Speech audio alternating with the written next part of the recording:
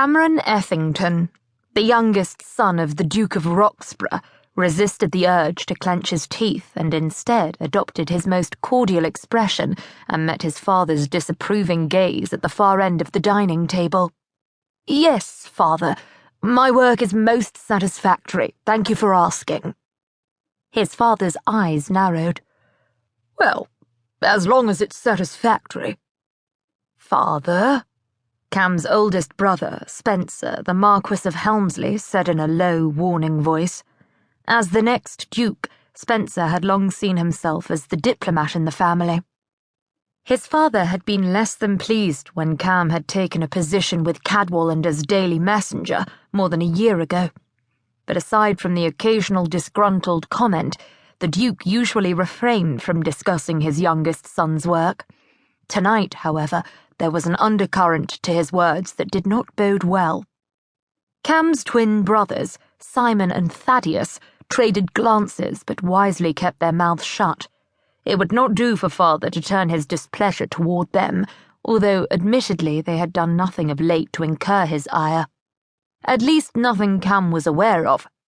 His widowed sister Grace, Lady Watersfeld, continued with her meal, completely ignoring the potential for a family squabble that hung over the table along with the aroma of roasted beef. 2 years older than Cam, Grace too had long ago learned the wisdom of not distracting father and thus bringing her own misdeeds to his attention. Admittedly, they were more often than not quite a congenial group unless the subject arose of Cam's choice of profession, indeed that he chose to have a profession at all.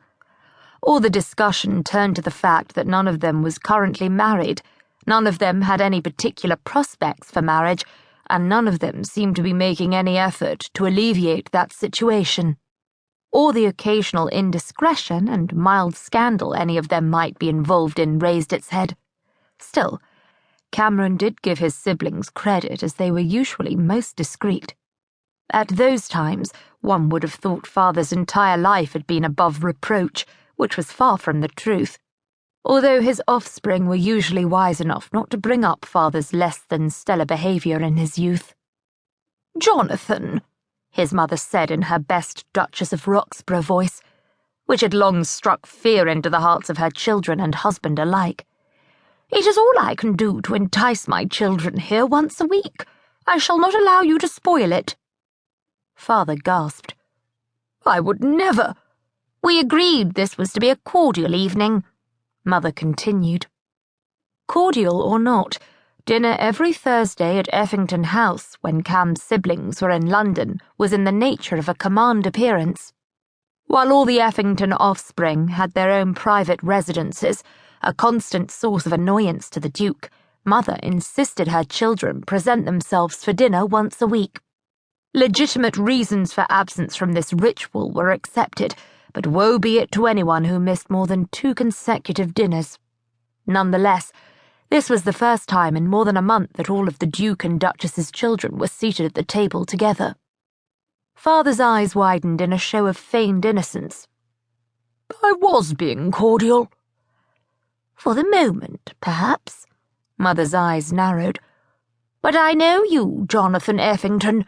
I know exactly how you think, and I certainly know that look on your face."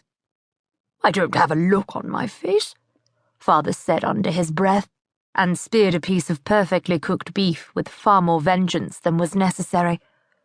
"I don't know what's wrong with a father asking a son about his avocation." "I believe you mean vocation, Father," Grace said in a deceptively pleasant manner. There was nothing Grace liked better than throwing fuel on the fire, as long as it was someone else's fire. An avocation is a hobby. A vocation is a profession.